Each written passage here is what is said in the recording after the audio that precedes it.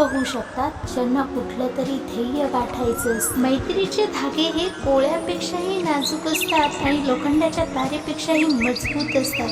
तुटले तर श्वासांनी तुटतील, नाही तर वज्रघातानेही तुटणार नाही.